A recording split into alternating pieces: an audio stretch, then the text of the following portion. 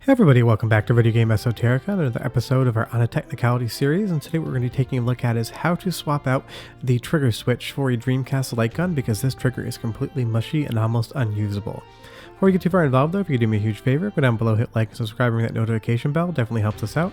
And if you feel so inclined and want to support the channel, there's a Patreon link down there as well. But this Dreamcast light gun is functional, except the trigger is just dropping inputs. If you pull it 10 times, you may get 5 to 6 bullets actually coming out in-game, which for a light gun game is a complete disaster and it makes it almost unusable. And when I did my capture of confidential mission for a previous video, I had a lot of problems with this gun. But Dreamcast light guns, even the OEM ones, aren't great because they all use cheap microswitches. So what we're going to do is we're going to be putting this microswitch into the gun. It's a much higher quality, it's got a little bit heavier of a click, so it's going to remedy all that mushiness. But before we get too far in, we're going to have to take this entire thing apart. And a lot of these plastic shells like to use screws of different lengths. So what I want to do is make a little screw map. This is going to save you a ton of time when you're working, because if you have screws of different lengths and you put them back in the wrong holes, you could damage a PCB, you could crack the plastic shell. There's a ton of things you could break doing it. So what I do is every screw I take out, I put a little piece of masking, scotch tape, anything sticky, and I'll stick that screw right down. That way I know when I'm reassembling where everything came from. This is not only going to save you a ton of time, it can definitely save you damage, because if we put that long screw in where the short hole went, we'd be going right through a PCB in that gun and we would destroy the entire thing. We don't want that. And sometimes what you're going to find out is the screwdriver you have may not fit in that recessed hole. So what I like to do is keep a special set of screwdrivers around. They're these really long ones here. They're not the easiest to work with, but they fit in those really tiny holes with the deep plastic. And then once you get the screw undone, just use your magnetic tip to pop the screw right out. But without those, you're not getting into the gun. Now, when you're disassembling plastic shells, be very delicate. This is old plastic, and because there's buttons on both sides, we know there's going to be a cable going from one end of the shell to the other. Don't break your gun trying to get into it. This is pretty much standard procedure for all plastic devices. Just be careful. And taking a look here, you're going to see that we have all these different buttons. We have the lens for the gun, this printed circuit board right here, and then there's 2 triggers. We're only switching one out today because you really don't use the forward one, but this micro switch, it's just tired. It's a cheap micro switch to begin with, and due to years of use, you can see as that plastic hits it right there, sometimes it pushes it in fully and sometimes it doesn't. So that's what we really want to remedy, is making sure that every single time we pull the trigger in a game, we are getting an input. So we have to pop this little board out right here, but before I do that, I always pull the lens.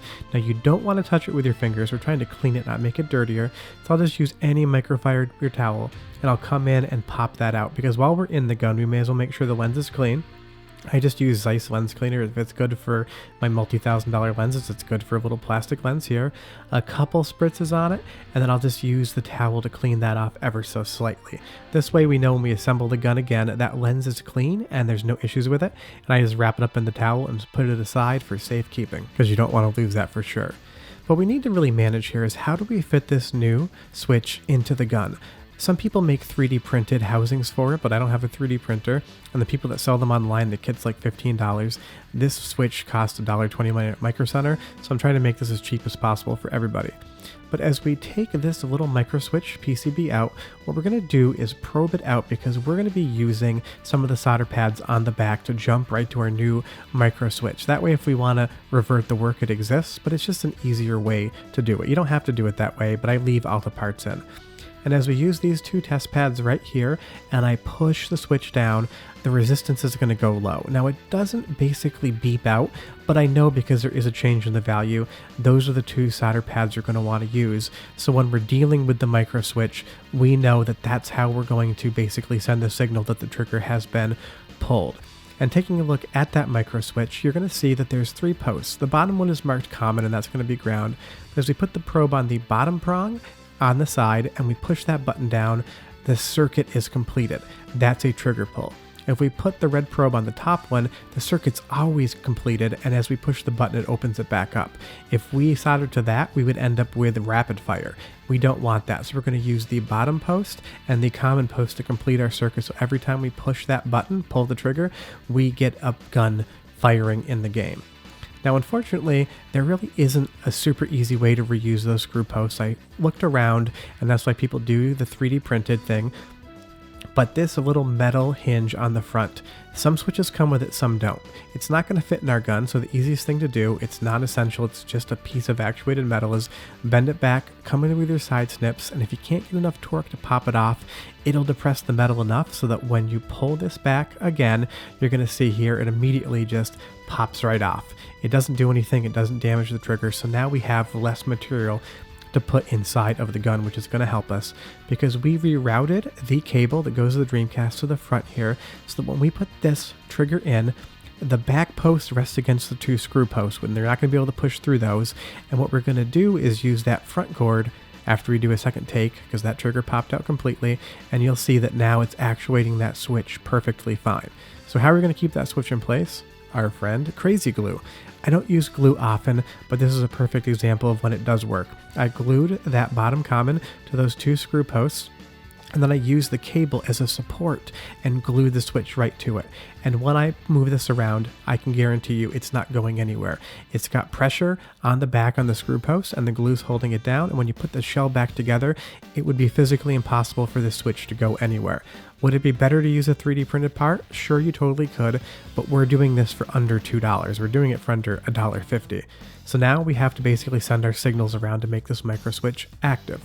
So what I do is I've got a bunch of different pieces of spare wire, and I don't want to put too much into the gun because we still need to get the plastic housing to close. So only put the amount of wire you need into your project. Don't do double the wire because we're going to have to hide it somewhere.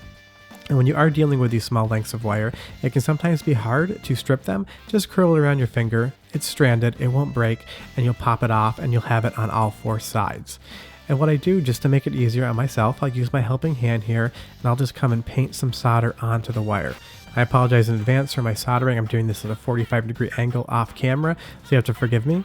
But now that we have that solder on there, we'll just put it on both the ground and the signal wire. That way when we get close to soldering, we know it's already been tinned. And you always want to add just a little bit of fresh solder to the pads you're working with. The solder's old and there's not a ton there. So as we add a little extra and we come in here with this ground wire, just touch the tip of the soldering iron to that ball, and then we're just going to make sure that that is flowed well. And when you're done, just hold the cable there for a second. The solder does take a moment to get cool and to solidify, but now we have our wire and we're just going to continue on until we have both of our ground and our signal wires using that PCB. And we're just going to put the ground into the bottom post and the red signal wire into the bottom of these side posts. And anytime you're doing this, just before you solder in, try to see where your cables are going to go because we don't have a lot of room to work. I did solder this off camera because the angle was hard, but you'll see now as we push that button down, we are completing a signal. The trigger is hitting the switch, so all we need to do is route those cables away from the seam of the gun, and when you're putting it back together, don't push on it too hard. If you feel any resistance, that means either plastic is catching or one of the new wires we put into the gun is in the way of something. So once it clicks together, pop those screws in and test your work. And you'll see here we're playing Confidential Mission again, and every single time I pull the trigger, I am getting a bullet out of the gun.